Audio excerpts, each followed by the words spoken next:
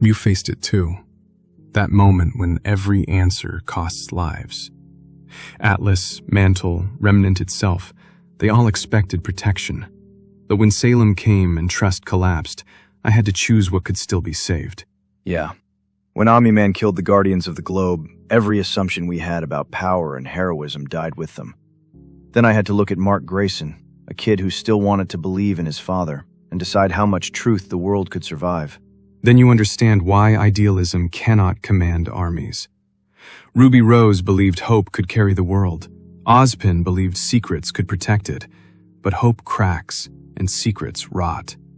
When Salem revealed the truth, hesitation became a luxury. Careful, General.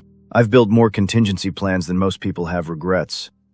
I use Sinclair's Reaniman because when Viltrumites are on the board, you don't throw away a weapon just because it makes you sick. But there's a difference between preparing for betrayal and assuming everyone already has. You never had Salem at your gates, an immortal enemy, a force that could not be reasoned with or destroyed. I lost an arm protecting what mattered, and when the time came, I chose Atlas. Mantle was compromised. Compromised. That's the word guys like us use when we want people to sound like pieces on a board. I get the math. Preserve the strongest position. Keep the enemy from getting the staff. But the second people become ballast, you're surrendering to fear. Fear is information. It told me Salem would exploit every weakness. I trusted people, Ozpin, Team RWBY, Robin Hill, and every hidden truth, every act of defiance pulled us closer to collapse. A commander cannot let sentiment override survival. No, but he can't let survival excuse everything either. I've lied to Mark. Treated him like an asset when he deserved to be treated like a person. Debbie saw through that. Nolan's betrayal didn't make Mark a problem to manage. He was still her son. Civilians do not see the full picture. Maybe not, but sometimes the full picture is what we call it when we stop listening to the people inside the frame. I saw Beacon fall. I saw Penny become a target. I saw the relics draw catastrophe to our door.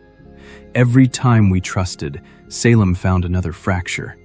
At some point, a leader must close the gates.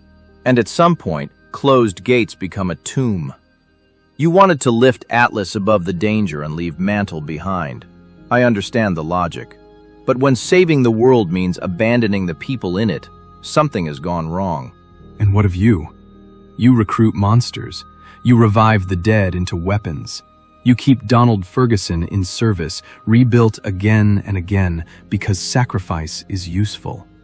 You have no moral purity. Never claimed I did. Donald deserved better than becoming another classified file. The difference is, I know those choices should haunt me. The day they stop is the day someone needs to remove me from command. Guilt does not defend a kingdom. No, but it reminds you there was a kingdom worth defending. You speak as if remorse absolves you. It doesn't. Nothing absolves us. Not rank, not necessity, not the greater good. The best we can do is stay human enough to recognize when the mission starts eating the people it was meant to protect. I wanted to save them. I believe you. That's what makes it tragic. And when the Viltrumites return? When Earth demands an impossible choice? Will you still speak so cleanly about lines? No. I'll cross some of them. I always do. But I won't pretend the line was imaginary. I won't call everyone who questions me a traitor. And I won't confuse control with safety, because both make the room quieter. Then perhaps the cost of command is isolation. Isolation is part of it, but it's also a warning. When everyone you trust becomes a liability, every disagreement sounds like betrayal, and saving the world requires you to stop seeing the people in it. That's not command. That's collapse wearing medals. You believe I collapsed. I believe you carried too much for too long, and when the weight broke something, you called the break resolve. What would you have done differently? Probably 100 things wrong. Maybe some of the same things. But I'd want someone there to fight me before I went too far. Mark, Debbie, Donald, even someone who hates my guts. Power without resistance turns men like us into the disasters we claim to prevent. And if resistance costs lives? Then command costs lives. But if obedience costs your soul, you don't have an army anymore. You have a machine. A machine can hold the line. Maybe, but people are the reason the line matters. So that is your answer? Make the terrible choices but never stop bleeding over them? Yeah, that's the job. You don't get to be innocent, but you do have to stay human.